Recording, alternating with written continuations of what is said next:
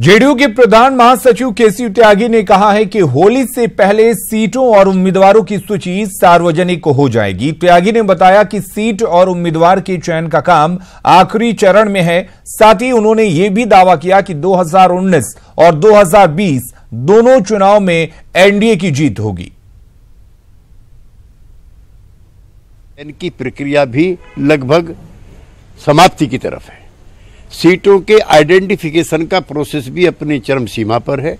हमें उम्मीद है कि सभी उम्मीदवार अपने घर जाकर के मतदाताओं के बीच में होली मनाएंगे। जनता पार्टी के साथ जेडीयू 17%, बीजेपी और एलजेपी मिलाकर के 51% से ज़्यादा मतदाता इस गठबंधन के साथ हैं। यानी कि 40 में से लगभग 38 सीटें इसके प्रभाव क्षेत्र की हैं। वहाँ कोई चुनौती नहीं है और हम 2019 भी जीतेंगे और 2020 भी जीतेंगे।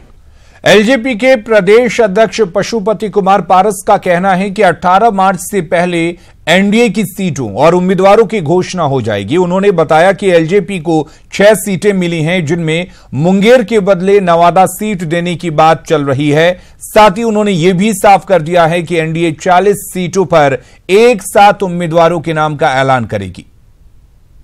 सांसद है और वही सीट हमको मिला है। एक सीट सिर्फ उसमें बदलने की बात है, मुंगेर के बदला नवादा। बाद बाकी जो हमारा 5 पुराना सीट है वही रहेगा और हमारे पास में उम्मीदवार तय है। लेकिन एक औपचारिक रूप से एनडीए गठबंधन के तीनों दल के जो हमारे राष्ट्रीय अध्यक्ष हैं उनकी बैठक होगी। 2 दिन में हो 4 दिन में हो, लेकिन बहुत जल्द बैठक होने वाली है। और उस बैठक में जब तय हो जाएगा तो हम लोग का प्लानिंग ये है कि हम 40 लोकसभा सीट का घोषणा, जगह और उम्मीदवार का नाम एक साथ हम करेंगे। लेकिन नवादा सीट लोजपा के कोटे में रहेगा। फिर हम लोग बैठ के पार्लियामेंट्री बोर्ड की जब बैठक होगी तो उसमें जैसे नवादा है, खगड़िया है, सब सीट पर बैठ के हम लोग आपस में तय कर लेंगे और फिर विधिवत घोषणा कर देंगे। चुनाव की तारीखों के ऐलान पर कांग्रेस का कहना है कि इस बार का चुनाव सच और झूठ के बीच का है। कांग्रेस इस लड़ाई के लिए पूरी तरह तैयार है। वहीं जेडीयू का कहना है कि इस बार के चुनाव में विरोधियों के पास कोई मुद्दा ही नहीं है। का स्वागत करती है और हमारा मानना है कि अगला लोकसभा चुनाव सच और झूठ के बीच में होगा और कांग्रेस पार्टी सच्चाई के रास्ते पर जाएगी और जनता से भरोसा और समर्थन मिलने का हमें पूरा उम्मीद है। लेकिन अब बिहार जैसे राज्यों में 7 फेज ये थोड़ा अव्यवहारिक लगता है। इतना लंबा खींचने की जरूरत नहीं थी। 40 सीट का चुनाव है, 3 या 4 फेज में आप आराम से कर सकते हैं। पैरामिलिट्री फोर्सेस को डिप्यूटेशन भी कर सकते हैं। तो ऐसा लगता है कि शायद प्रधानमंत्री के टूर प्रोग्राम की सुविधाओं को ध्यान में रख के किया गया है ताकि मैक्सिमम जगह पर पीएम पहुंच जाए। देखिए, विरोधियों के पास कोई मुद्दा नहीं है, मुद्दा विहीन लोग हैं। जब चुनाव तारीख का ऐलान कर दिया कि 7 फेज में चुनाव है तो इसमें इफ अगर बट का सवाल कहाँ उठता है। चुनाव में लोग जब जंग में जाता है तो युद्ध जीतने के लिए कुछ भी करता है। तो युद्ध का ऐलान हो चुका है तो हम लोग सब लोग तैयार हैं। विरोधी तो पहले ही से डरे हुए, बचा है क्या उनके पास कुछ?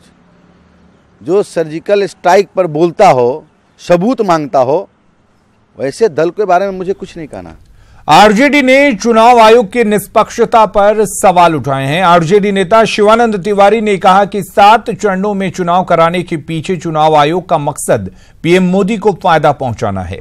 पीएम मोदी को चुनाव प्रचार में इससे लाभ मिलेगा। शिवानंद तिवारी का आरोप है कि देश की बाकी एजेंसियों को जिस तरह से मोदी सरकार इस्तेमाल करती है, अब चुनाव आयोग भी इससे अछूता नहीं रहा है। चुनाव आयोग को विपक्षी पार्टियों का भी ख्याल रखना चाहिए।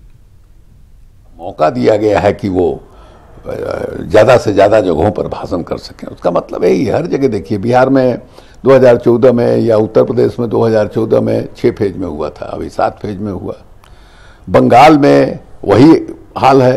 कर्नाटक में 2 फेज में हो रहा है, जबकि 2014 में 1 फेज हुआ था। कर्नाटक में 28 सीट है, तमिलनाडु में 1 फेज में हो रहा है, वहाँ 40 सीट है। इस तरह से हर जगह, मध्य प्रदेश हो, झारखंड हो, उड़ीसा हो, हर जगह, महाराष्ट्र हो, हर जगह यही किया है चुनाव आयोग ने। और उसका एकमात्र मकसद यही है। भाजपा के लोग खुश हैं कि प्रधानमंत्री जी उनके मुख्य कैंपेनर हैं, उनको मौका मिलेगा अधिक से अधिक जगह भाषण करने का। तरह से चुनाव आयोग जो है जिस ढंग से व्यवहार कर रहा है, ये चुनाव आयोग की प्रतिष्ठा को धब्बा लग रहा है। सीतामढ़ी सांसद रामकुमार शर्मा के खिलाफ आचार उल्लंघन संहिता का मामला दर्ज किया गया है। आपको बता दें कि चुनाव की अधिसूचना जारी होने के कुछ घंटे बाद ही उन्होंने सांसद निधि से एम्बुलेंस का उद्घाटन किया था। पता है रामकुमार शर्मा जी ने किया है और आचार संहिता के बाद किया गया है, इसीलिए सब एसडीओ को जस्ट हमने अभी इंस्ट्रक्शन दिया और एफआईआर दर्ज हो रही है। अगली खबर का रुख कर लेते हैं। लोकसभा चुनाव की घोषणा के साथ ही सभी जगहों पर आचार संहिता लागू हो गया है। साथ ही जिला प्रशासन चुनाव सफलतापूर्वक संपन्न कराने को लेकर तैयारी शुरू कर चुका है। पटना डीएम और एसपी ने आज मीडिया को संबोधित करते हुए बताया कि सरकारी जगहों पर अब पोस्टर बैनर नहीं लगेंगे। साथ ही डीएम ने सोशल मीडिया को एक बड़ी चुनौती बताया। वहीं एसएसपी ने कहा कि जल्द ही संवेदनशील बूथों की घोषणा की जाएगी, लेकिन प्रशासन पूरी तरीके से चुनाव के लिए तैयार है।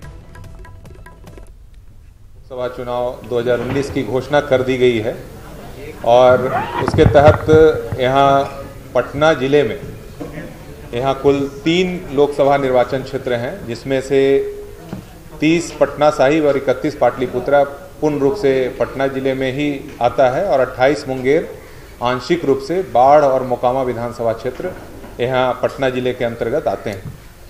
इसमें 28 मुंगेर के तहत जो 2 विधानसभा क्षेत्र हैं उसमें चुनाव की तारीख 29 अप्रैल को है चतुर्थ चरण में, और पटना साहिब और पाटलिपुत्रा के अंतर्गत यहाँ चुनाव की तारीख 19 मई को है, जो कि अंतिम चरण में। 2019 के मद्देनजर अभियान स्तर पर अवैध हथियार, कारतूस, वारंट्स, इन सब पे कार्रवाई जो है शुरू हो चुकी है। स्पेसिफिकली आप लोग जो पूछ रहे हैं, निरोधात्मक कार्रवाई जो है भौतिक रूप से भ्रमण और संवेदनशीलता का चिन्हन हो रहा है और अभी तक लगभग 4000 से ऊपर प्रस्ताव जो है वो 107 के तहत कार्रवाई के लिए भेजे जा चुके हैं। इसी तरह से सीसीए के लगभग 128 प्रस्ताव जो हैं वो भेजे जा चुके हैं।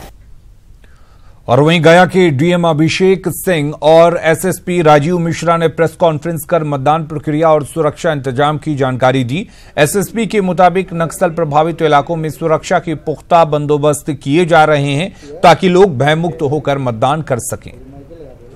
मैं पूरा तरह से आश्वस्त हूं कि लोग अब इस पूरी प्रक्रिया में जुड़ना चाहते हैं, मेन स्ट्रीम में आना चाहते हैं।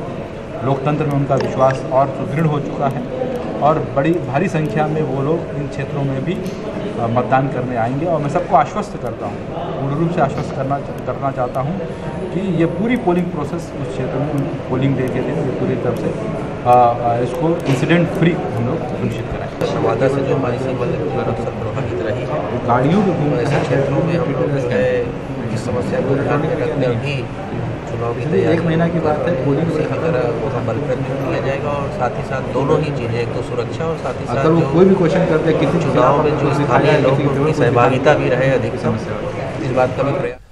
अगली खबर सुपौल से है। सदर थाना क्षेत्र के लोहियानगर चौक के पास बदमाशों ने 2 लाख रुपए की छिनतई की। बबनी गांव की रहने वाली महिला बैंक से रुपए निकालकर लोहियागर चौक पहुंची थी। इसी दौरान उचक्कों ने रुपए से भरा बैग छीन लिया।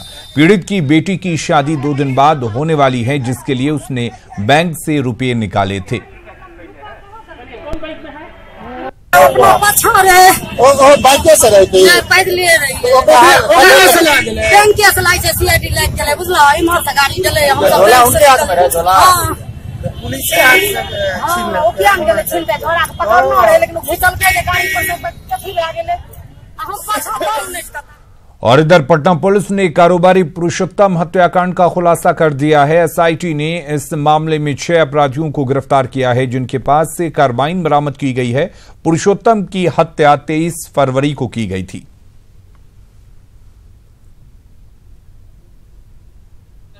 अलग अलग जगह से इनकी गिरफ्तारी। ये गैंग कौन सा है? गैंग जो है वो पहले से भी कई हत्याकांड जो है और अन्य जो अपराध के कांड हैं उसमें संलिप्त रहा है। इसमें ये बताना चाहेंगे आपको कि ये जो अपराध हुआ है इसमें भाग लेने वाले अपराधकर्मी कुछ जो हैं वो भी और भी उनकी पुलिस जो है वो तलाश में है। इसलिए गैंग जो पूरा है उसका नाम अभी आपके सामने हम नहीं खोलेंगे, लेकिन गैंग आइडेंटिफाई हो चुका है और इसमें आगे भी गिरफ्तारियां जो हैं वो होंगी। मधेपुरा के उदा किशुनगंज उपकारा में जेलर द्वारा महिला कर्मी से मारपीट का मामला सामने आया है। बीती रात जेलर ने महिला कर्मी से मारपीट की, जिसके बाद पुलिसकर्मियों ने जेल में हंगामा मचाया। सूत्रों के अनुसार जेलर ने नशे की हालत में महिला से मारपीट की है। 12 से 3 मेरा टावर ड्यूटी था। टावर ड्यूटी पर थे हम। उस समय साहब बोले कल की सावित्री तुम इधर आओ। हमने आए, इसके बाद बोले तुमको ड्यूटी नहीं करना है, ड्यूटी नहीं करना है, तुम चाबी जमा करो। हमने चाबी जमा कर दिया आके ऑफिस में। हम आए ऑफिस में, इसके थोड़ा देर बाद पीछे जेलर साहब आए। जेलर साहब आए, गाली गलौज देते हुए हमको मारपीट किया। बस इतना। नशे के हालत में नशे के हालत में थे। शराब की खेप पकड़ने के लिए अब खोजी कुत्ते का इस्तेमाल हो रहा है। दरभंगा में एसएसपी बाबूराम के नेतृत्व में डॉग स्क्वाड ने 3 जगहों पर शराब की बड़ी खेप पकड़ी। विश्वविद्यालय थाना क्षेत्र में डॉग तालाब में प्रवेश कर गए और जलकुंभी से भारी मात्रा में शराब बरामद करने में मदद की। शक के आधार पर 2 लोगों को पुलिस ने हिरासत में ले लिया है। आपको बता दें कि राज्य के सभी 11 डीआईजी रेंज में इन डॉग्स की तैनाती की गई है। हैदराबाद के इंटीग्रेटेड इंटेलिजेंस ट्रेनिंग सेंटर में विशेष प्रशिक्षण लेकर पटना पहुंचे 20 कुत्तों में एक दरभंगा पहुंचा है। ये प्रशिक्षित डॉग हैं जो शराब को सूंघकर पता लगा सकते हैं, चाहे वो कहीं छिपा कर रखी गई है, ज़मीन में गाड़ी गई है, और कुछ हद तक पानी के अंदर भी लोग पता लगा सकते हैं। तो आज हम लोगों ने पहले दिन एक ट्रायल के रूप में छापामारी कराई थी, तो जहाँ पर एक व्यक्ति के घर में शराब रखी गई थी, तो उसने अपने घर के पीछे तालाब में छिपा दिया था उसको। तो कुत्ते ने तालाब में जाकर उसको खोज लिया है और 24 बोतल बरामद। अररिया में आवास योजना में खुलेआम उगाही की जा रही है। पहली किश्त में 10,000 रुपए नहीं देने पर लाभुक को धमकी दी गई। पीड़ित के बयान पर पंचायत आवास सहायक सहित 2 लोगों के खिलाफ एफआईआर दर्ज की गई है। मामला रानीगंज प्रखंड के बौंसी थाना के गुणवंती गांव का है।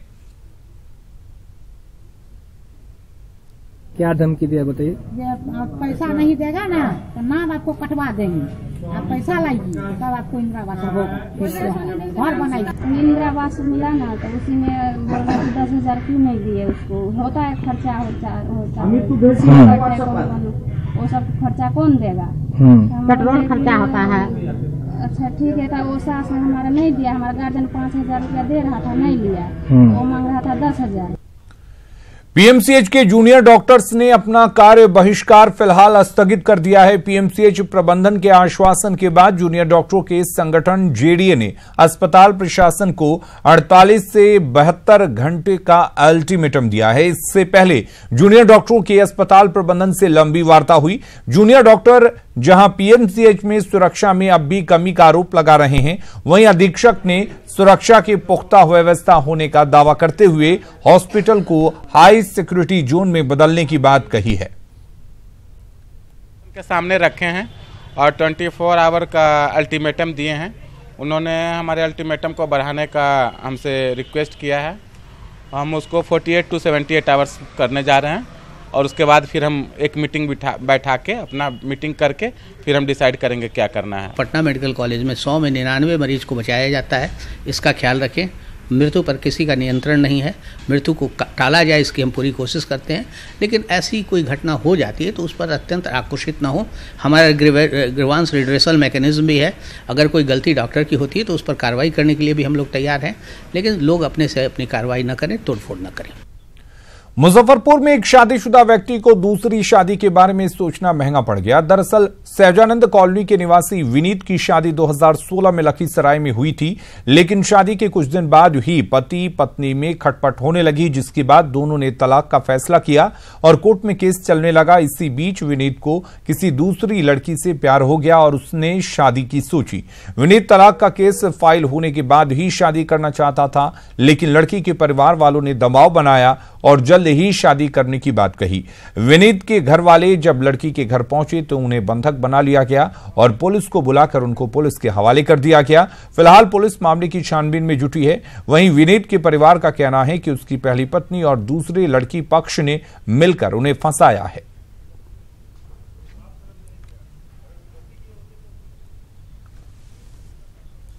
और अपना बिहार के इस बुलेटिन में फिलहाल के लिए इतना ही, लेकिन बिहार की बाकी खबरों को देखने के लिए आप लॉग इन कर सकते हैं हमारी वेबसाइट news18bihar.com पर। नमस्कार।